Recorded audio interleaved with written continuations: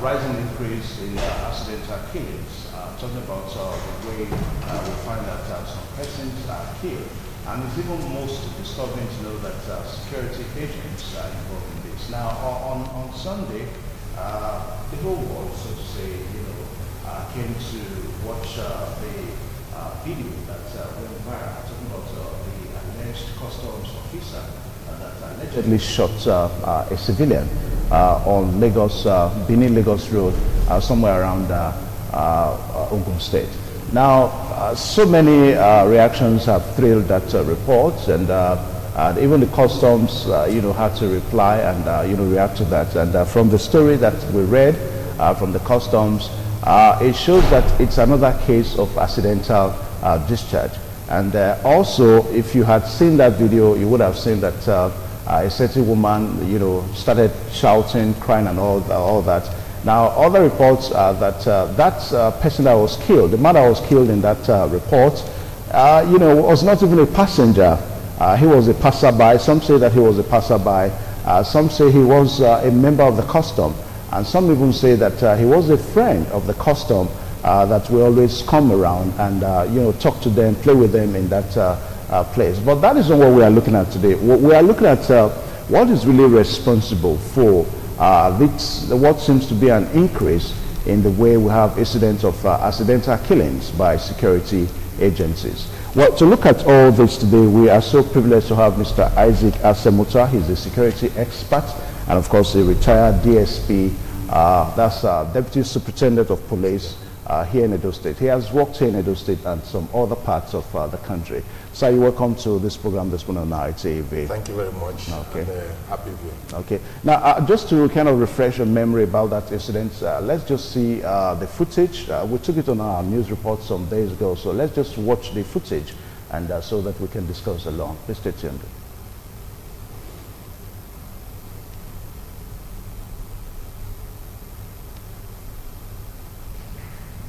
All right, as time goes on, we should be able to bring you that footage so that you can really get to know what really happened. Now, Mr. Isaac Asemuta, you may have seen that camera footage. You saw the incident that happened in Ogun State. Exactly. Now, what best explanation can we really give to that incident? First and foremost, let me say that the issue of killing civilians is really alarming these days, and it should be avoided by men of the armed forces or people who are authorized to carry weapons. Like what happened that very day.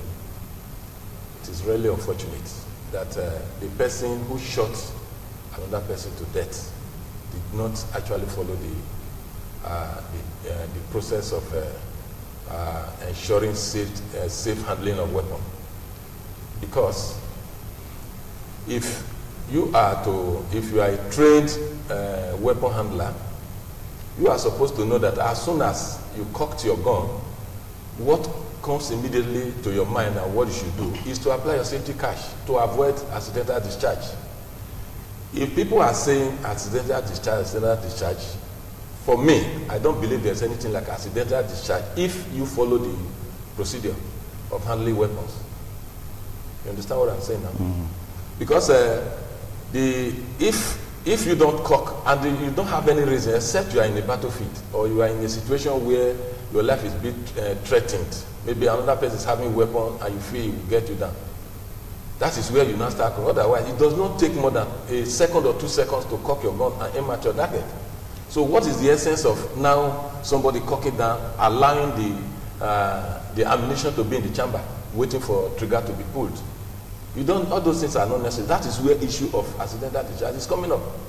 Okay, let me quickly also ask, before we see that footage. Now, from what we saw, we heard when the custom officer actually cracked the gun, and we also heard the gunshot that followed. Now, for just a mere argument that ensued between the custom officer and an unarmed civilian, was it enough for the customs officer to crack his gun? Not at all.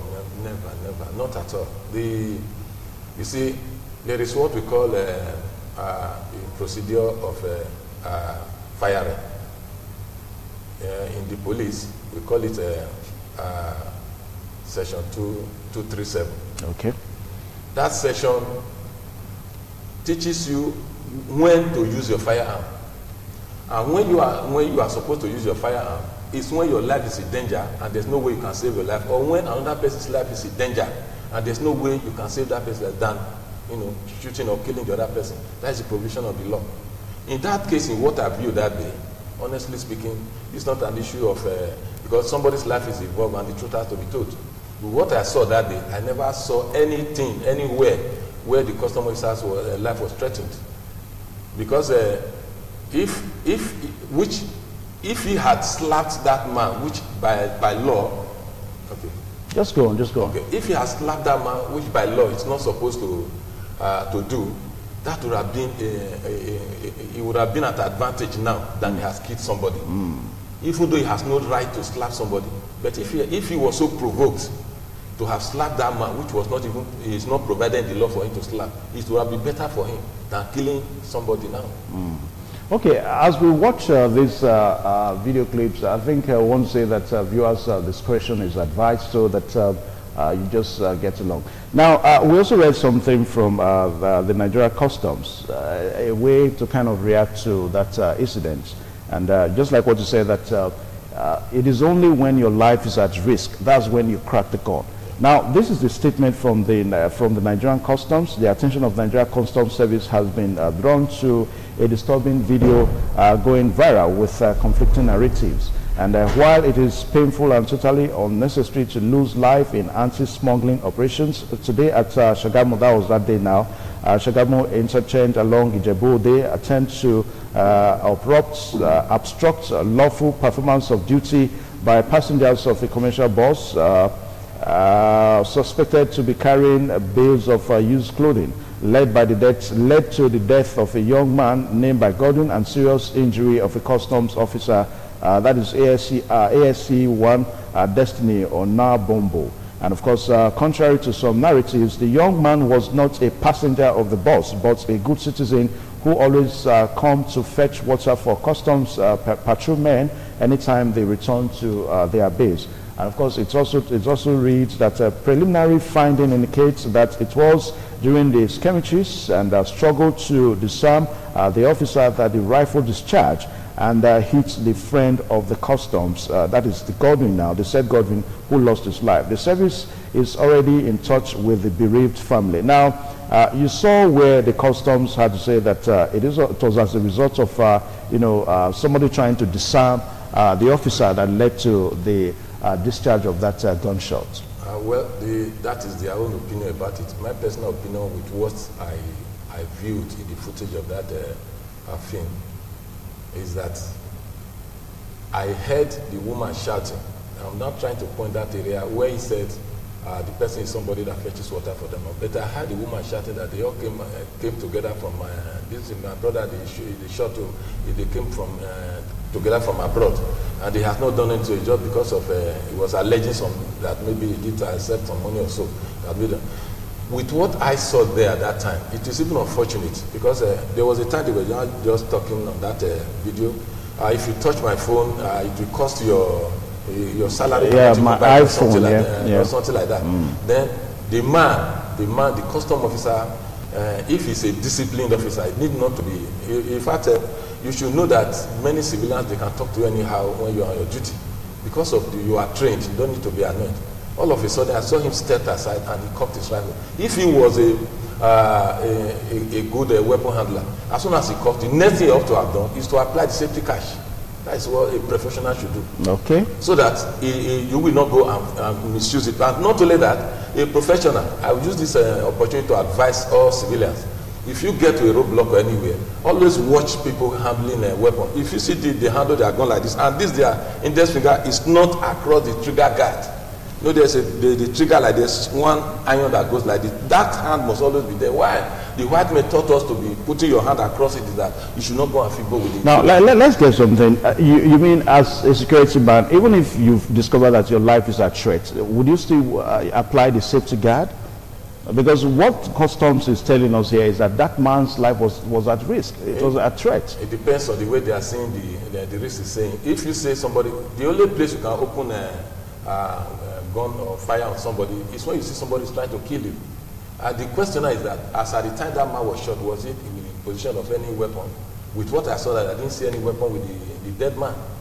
So I don't know where the issue of whether the life was at risk was coming up. And by the time they were discussing that issue, I did not see where they were struggling the rifle with the man. Even if he was struggling the rifle with him, as a professional, what they have to do is just to quickly remove the magazine and keep it, so that even if that man was able to disarm him, he cannot see any ammunition to fire him. Yeah, but one other way we can also look at this, because we're really trying to establish the truth in this matter.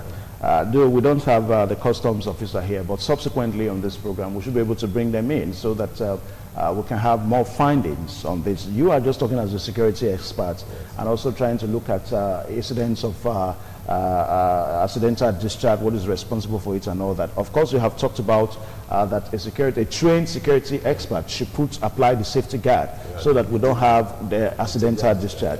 But we also saw that if we can see that video footage one more time, you discover that immediately the lady that was yelling, that was shouting, and some other persons there, they drove off. It was as if, now the question we're asking is that why would they immediately now, it was as if they ran off. They had to run off. So why would they run if really that guy is, was her relative? What I was not actually there, what I saw there, the moment you see, if you are somebody that you are not having a weapon and you are not in war front, and in such a situation, and people you are all together, you see the person is being shot and is on the ground, the next thing you have to do is to run for your life, because you don't know whether you will be the next person to be shot.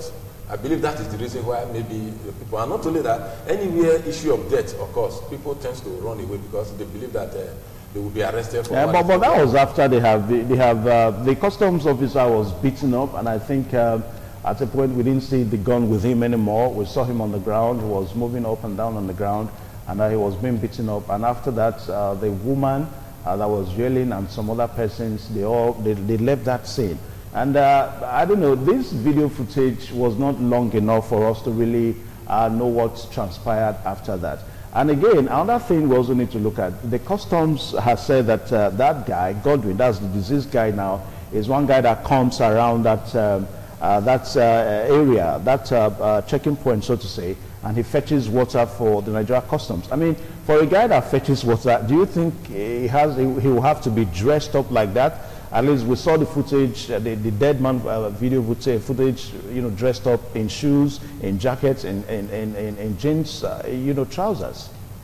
You see, the story seems contradictory, because he is saying it was an accidental discharge, and that the life of the person was threatened. The question is that, is this his own friend now who comes around there that threatens his life now before he shot? That is the question we asked. So what I'm trying to say is that he has not played a professional job. If he has done it properly, this thing wouldn't have happened, because by the time he cocked his rifle, he's supposed to have applied safety, because I know too well, the man later realized that he did not even know when that bullet goes out of that chamber. Because I saw the custom officer try a way of sympathizing with the person that on the ground. He was raising the hand up to say, so this man kidding. So this man kidding. It means he didn't know that he shot that man, or he actually don't mean to shoot that person. However, criminally he will not be expunged from such a liability, because if you, according to the law, if you want to shoot at A and you misses A and kills B, you are still criminally responsible for the death of B. So he is responsible for the death of that man who seems to be his friend, if at all that is the friend. But however, the question is that, as they are saying that the life was in danger, was his friend now the person that placed his life in danger, or the man who was handling weapon did not actually handle his weapon properly? That was why he killed. If he says that man who died is his own friend, it means he killed an innocent person. It was not the person who was equally actually annoying him, or that threatened his life, that was killed. Okay, now as a security expert, what is your impression about this incidence of accidental discharge? Because it's almost a story of one but too many. The other time in Lagos, we heard about a similar incident, and of course now in Benin, Lagos Road, we're also hearing. So what's your impression about it? It's embarrassing, because that is why it's good for everybody to be well trained. Every security agent now. Yes, every security agent, those who are entitled to carry arms, they should be well trained, because many of them, by the time they go for range, they might even be, some don't even have ammunition. They will just ask them, shoot one, or you don't shoot at all, you just observe. How will you understand the vocabulity of the weapon, especially this gas-operated weapon? Like the weapon he used that day, I think that is AK-47. It's gas-operated weapon. The moment you cock it and you fire, another one goes into the chamber. That is the more reason you always advise. Anytime you fire, apply a safety catch. When there is need for you to fire again, you remove the safety catch and go on. You understand? And we should be thanking God now, because if that weapon was on burst, because in the weapon you see where they say single burst or safety catch, the moment you put it on burst, 3 goes out at the same time. Okay, that's what the one they call rapid shot. Yes, that's rapid. If that weapon was on rapid that day, maybe 2 or more people would have been on the ground. But he was lucky that it was on a single firing. That was why he fired, and he was able to not to shoot again until he presses it, and he was shot. By the time he suffered, I saw his sort of remorsefulness there. He went to the man. He was raising his hand. Is this man dead? That was it seems to be the question he was asking. But however, we need to be very careful, because before you know it, civilians will now start to say they are using our own money. That is our own taxpayers' money. We are paying you, and you are using our own money now to obtain weapons and kill us again. So what I'm saying is that people should not be so aggrieved or so much annoyed. You should not be temperamental. As far as you are a trained officer, don't be temperamental. You can be there, somebody can talk to you anyhow. Just take it as part of the job. And 2, a civilian who is approaching, I must have to advise the civilians too, but it's just two ways side. If you are approaching a checkpoint or anywhere you have people with weapons, don't go there and use your mouth anyhow, because like what you have seen, it's not everybody that can control their temper. If you see it has been said that it's only a fool that will argue with somebody who is with a weapon, even though this one is not supposed to use his own at that time, because it was not in such a situation. But however, you see somebody with a weapon, please minimize the way you talk to that person. That was what actually responded, because I didn't see any person slap that man that day or hit him with anything, but because of what we were hearing, and it could be that word, if you touch this handset, this iPhone, your salary cannot pay. Maybe that one angered, and I saw him step about 2 or 3 steps, and he cracked the gun. And he just cocked the gun. What he ought to have done at that time is to apply the safety. If you want to threaten that person, which you are not even supposed to, but if it has come to that level that you want to threaten that person, as well as to cock your gun, apply the safety catch. It's there for you to apply. All this issue of accidental discharge or whatever will not occur. And some have even said that an agency like the customs are not even supposed to carry guns that can kill. I mean, it's not the army, it's not the police. I will not subscribe to that, because before they started carrying guns, I have to believe that there must be a law protecting them to carry weapons. Even like these are brother and sisters, civil defense. Civil defense now. See them carrying weapons too. They are equally. There must be an enabling law authorizing them to carry weapons. Customers have been carrying weapons for more than a decade or more now. So any person coming out to say they are not supposed to carry, I will not. Well, that should be left for the government to say, because I'm not the person. But I know there must be an enabling law for a long time, and we'll be training with some of them too. So I'm sure if they don't have such power, they will not even. The police cannot even train them. Yes, even the civil defense. Okay, so what we're saying is that for people that must handle firearm, they must ensure that they should be well trained. They should be well trained. Many of our people carry weapons on the road, they don't know how that weapon works. I'm telling you the truth. The only weapon you can see that I would now say, you talk about accidental death, maybe the sling of the rifle. There's one. It's no longer in use now, but somehow they are still using somewhere. But about a decade ago, there's what we call the SMG, the submachine gun. It has holes all over the body. That is the only gun that it has no safety catch that you can apply. And if that thing, the sling cuts and it falls on the ground, it discharges. Yeah, the spring now goes down and it picks the ammunition from the magazine and shoots immediately. You know, without even pressing the trigger. Because in that, what is carrying the weapon from the magazine has a point that can hit the bullet and it fires. That is the only one. And when that one is firing, you can even see it jumping on that. Then if you are brave enough, you go and stop it. But to say a gas-operated weapon like AK-47, any person that uses it to kill somebody and says it's a discharge, he doesn't know what he's doing. Well, we'll leave that for people to decide now, because we understand that the matter is still ongoing, and the Nigeria Customs has already met the family of the victim, and we'll just see how they go about that. Now, on a final note, you were in the Nigeria Police Force, and as a matter of fact, you retired as a DSP. Now, the issue of accidental killings by security agents is not just starting today. Even in your own time, we had a couple of stories here and there. Now, would you want to say that, you know, along the ladder, that the seniors don't train the juniors the way they're supposed to be trained in handling some of these weapons? Many of they are trained, but let me come in this time that the government has a very big role to play, because if you are going to the range, you don't have enough ammunition to train somebody. How will that person know what he's doing? You will not know what he's doing. Like when we were in the PMF, Police Mobile Force, when we were in Goza, you can expend more than 500 ammunition for one person alone. And that one, they will teach you about 250, 500 meters, how you can get your own target. You get the bull. You understand? If you don't have, practice makes perfect. If you don't have enough ammunition to practice, how can you be perfect? You just go there. Sometimes you see many of these recruit police, they go to the range. Many of them will go there as an observer. Then at the end, you go to the police stations. They are not giving weapon. Weapon, you don't know how it works. If it is in the PMF, any person you see that there's sort of this unnecessary killing in the PMF or counter-terrorism. What do you mean by the PMF now? Police Mobile Force. Okay. Yes. And the CTU, counter-terrorism, these departments have been there. And on various occasions have gone on a training on weapon handling.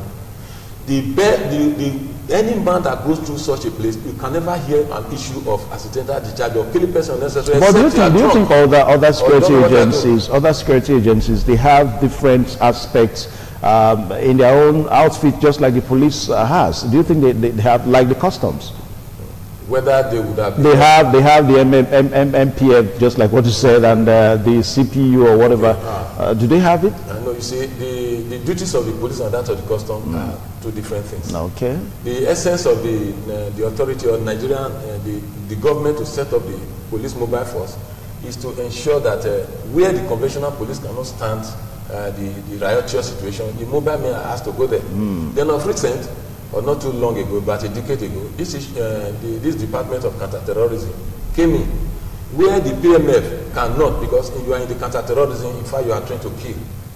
That is the truth. You will even be, in our own equipment, you are giving mask, where you are going on operation, you don't even know who's operating. That is where we are trained, both home and abroad.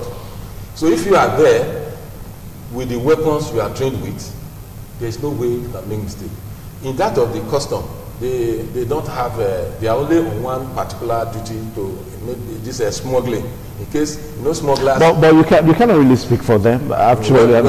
So what I'm trying to say is that why I believe they have their own gun is to protect them when maybe other person is trying to attack them. That is the essence of giving them there, because there are many incidents where you see either NDLEA or police or custom, people will come attack them, burn them, set them on fire, and then they go. It's because of this issue. Maybe they have their own, but the issue of saying maybe you want to attack a certain place, you don't have enough weapon to bring another department that can counter, like that of the PMF or the counter-terrorism. I don't think they have such department in the customs. But however, they are trained. What I'm saying is that the government are responsible for this somehow. How?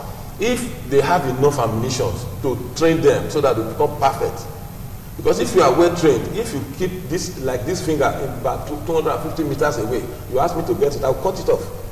Because I am trained to do it. Okay. Because I was one of the commander of the snipers unit.